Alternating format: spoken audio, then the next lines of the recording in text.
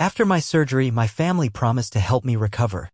But instead they went to a ski resort, leaving me alone without food or medicine. When I called my brother, he said, "Stop imposing guilt, we are on vacation, not your servants." I said quietly, "Thank you for showing me who you really are." 2 weeks later, I made a decision they didn't expect. Yesterday they flooded me with 32 messages. "Please talk to us, we're begging you." I'm not even sure where to start. Honestly, I never thought I'd be the type to post something like this, but here I am. I guess I just need to get it out somewhere before I lose my mind. I'm not looking for advice or sympathy, I just need to say it. A few days ago, I had knee surgery. Nothing life-threatening, but serious enough that I can't walk properly right now. Can't drive. Can't even get up the stairs without feeling like I'm risking my life. I live in the basement apartment of my parents' house. It's sort of a family setup, everyone chips in when needed, at least that's how it's supposed to work. My parents live upstairs and my younger brother Nate has his own place across town. He's almost 30, married, no kids. I'm the oldest. The one who always gets the call when something needs fixing, when someone needs a ride, when there's a family event to plan. That's me, reliable. I won't pretend I'm perfect. I can be stubborn, I can be moody, but I've always been the one who shows up. So when I needed help after surgery, it didn't even cross my mind that I'd be left on my own. The plan was clear. My family promised they'd help.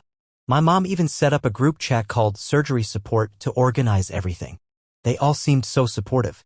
They knew I'd need help with food, with getting my meds on time, with basic stuff like getting around the house. I can't do stairs right now, my leg's in a brace. But 2 days before the surgery, I started noticing something off. I overheard my brother, Nate, talking to his wife in the kitchen. He was saying something about not postponing the trip again. "He'll be fine. He always is," he said. I didn't say anything then. I figured maybe he was just venting, that they had some other plans and he'd figure it out. Nate's always been like that. He's the guy who jokes that I'm just being dramatic when I say I'm sick or that I'm overreacting when I ask for help. Mom always defends him. "He doesn't mean it," she'd say. "He's just teasing. He's got a lot on his plate." And I guess I believed it. I always have. He's the golden boy, the one who got away with everything growing up. He'd break something and somehow I'd be the one who got blamed. Not even kidding. Surgery day came. I was nervous, but it went fine.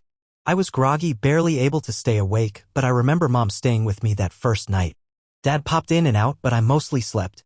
The next morning, it was just me and the TV in the living room. Mom texted saying she'd be late. Nate had errands. I didn't think much of it. But then it was noon and I was still alone. My phone alarm went off for my meds, but they'd left them on a high shelf. I couldn't get up fast enough to reach them.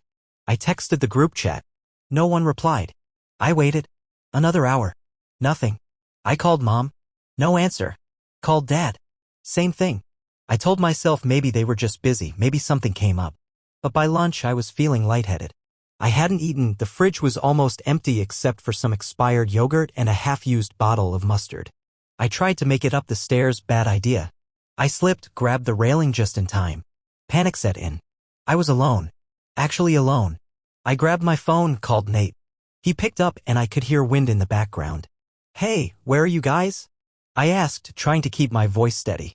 "Oh, we're on the road, man. Headed up to the mountains," he said casually. "Mountains?" My voice cracked. "Who's we?" "Mom, Dad, Ashley, and me.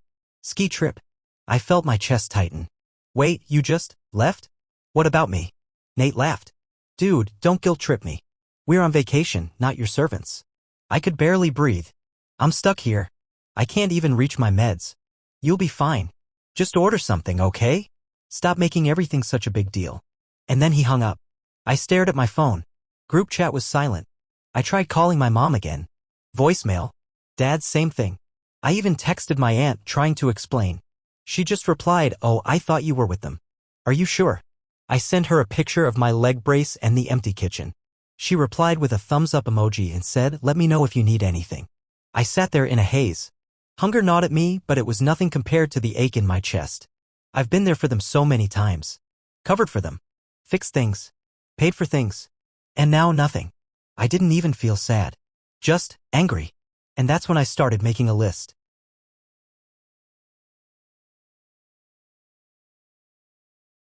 I spent that first night alone, still hoping they'd show up. Maybe they'd call. Maybe it was some misunderstanding. I kept checking my phone, but the group chat was dead. No messages, no missed calls. Just silence.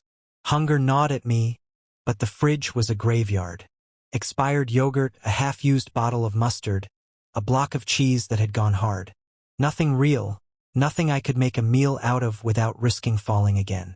My leg throbbed, a constant reminder of how stuck I was. I had my phone, at least.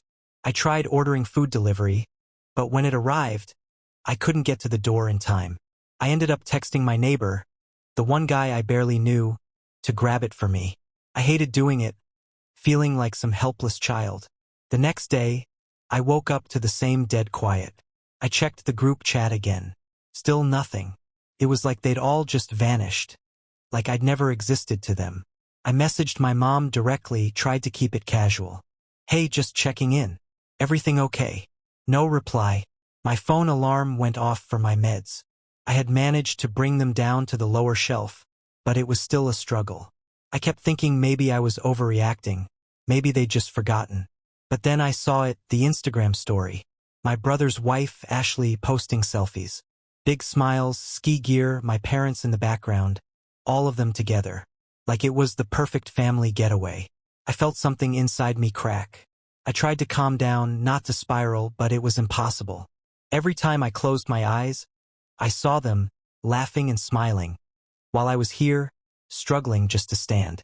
The group chat? Silent. My mom? Nothing. My brother? Off enjoying his vacation. I tried calling my aunt again. She picked up, sounded surprised. Oh hey, how's the recovery? Are you with the family? No. They left me here. I said, trying not to let my voice shake. Really? That doesn't sound like them. Are you sure? Maybe they just stepped out. I snapped. They're on a ski trip. I saw it. Silence. Then a week. Oh, I'm sure they'll be back soon. I wanted to scream, but instead I hung up. For the next few days, I lived in this weird limbo.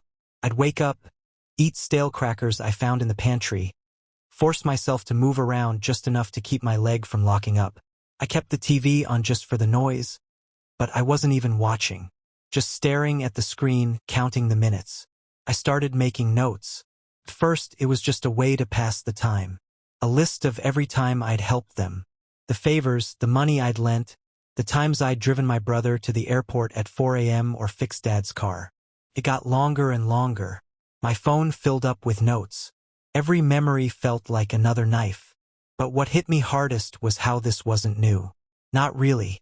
I'd always been the one they leaned on, the one who fixed things, the one who cleaned up their messes. The reliable one. And they'd left me here to rot. I tried calling my cousin. He picked up, but his voice was distant. Hey man, I heard you were sick. You okay?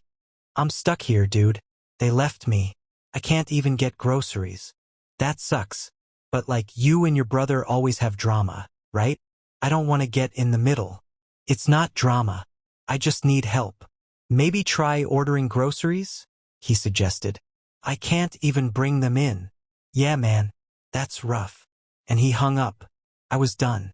Absolutely done. That night I started a new list, one that wasn't about them but about me. What I could do. What I would do. I wasn't going to just sit here and beg for them to care. I wasn't going to let this slide. They thought I'd always be there, always reliable, always the one to clean up their mess. Fine. Let's see how they handle it without me. I thought about the bills. Most of them in my name because it was easier for me to keep track. The family's shared accounts, the streaming services, even the family storage unit. All things I managed. I thought about the group chat, the one I'd set up. I thought about the shared Wi-Fi, the house insurance, even the Netflix account they all used. It was all under me. I didn't know exactly what I was going to do yet. But one thing was clear. I wasn't going to be the family's backup plan anymore.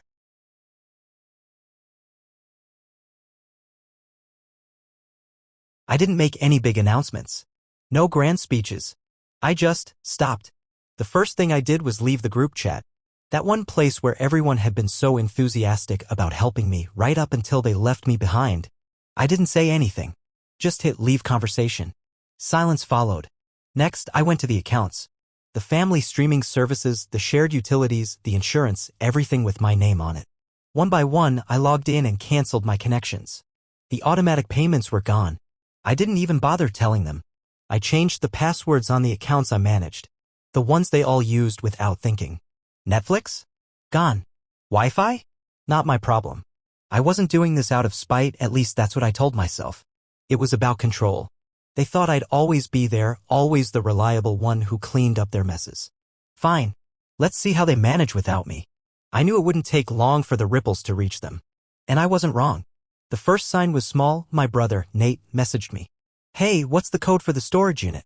Can't get in. I replied, not available. Dude, what? Figure it out. 3 question marks. Nothing more. Then my mom texted me, panicked. Why did the insurance payment bounce? I took my name off the account. You'll have to set it up yourself. You can't just do that without telling us. You left me alone after surgery. I'm not responsible for you anymore. I expected more of a fight, but it was just quiet. No calls. No angry texts. Just this eerie, awkward silence. Days passed and I started seeing the consequences pile up. The lawn went unmowed. Dad always expected me to handle that. The trash piled up and the mailbox overflowed. I didn't lift a finger. It felt weird, almost like I was watching someone else's life fall apart. Nate showed up one weekend. I heard him stomping up the stairs, slamming the door. He was pissed. What the hell, man? He barked. You're seriously doing this? Ruining everything just because you're mad? I looked at him, feeling oddly calm. I'm not ruining anything. I'm just not fixing your messes anymore. Mom's losing her mind. Dad's pissed. Good for them. This is childish, Mike. You can't just walk away from your family. I didn't walk away. You did. He tried to get in my face, but I didn't budge. I was done being the one who folded. Done being the easy target. You want us to beg? He demanded. I want you to learn that I'm not your backup plan. He stormed out and I didn't feel a thing. But the real chaos didn't start until my parents came home. I could hear them upstairs, slamming doors, arguing. My mom came down without knocking, her face tight with anger. What are you doing? Why are you acting like this? She demanded. You left me here after surgery, I said, voice steady. You all just left. It wasn't like that. Your brother planned the trip. We thought you'd be fine. I wasn't fine. I told you. You didn't care. Don't be so dramatic. Families have disagreements. This isn't a disagreement. It's abandonment. We're family. You can't just shut us out. I didn't shut you out. I just stopped being your safety net. She stormed back upstairs and I heard her and Dad arguing again. I didn't care. I was done feeling guilty. But the fallout kept spreading. My uncle called me a few days later asking what was going on. Apparently, my parents had tried to get him to fix their Wi-Fi. I told him the truth. That's rough, he said, and I could hear the awkwardness in his voice. But you know how your mom hates conflict. Then maybe she should try preventing it, I snapped. The cousins chimed in too. Messages of you should just let it go or it's family, don't hold grudges. I ignored them. I was expecting to feel powerful, maybe even smug. But it was a strange mix, freedom and loneliness all at once. I wasn't part of their chaos anymore, but I was also alone. I spent the next few weeks adjusting. I figured out my own routine, got my own groceries, set up my own accounts. I even started going for short walks when my knee allowed it. Small victories. But they didn't give up. The group chat was buzzing again, but I was out. My mom left voicemails switching between anger and pleading. My dad texted me saying I was being immature. Nate posted some passive-aggressive nonsense on social media about people who can't handle family loyalty. I didn't reply. I didn't react. I was done.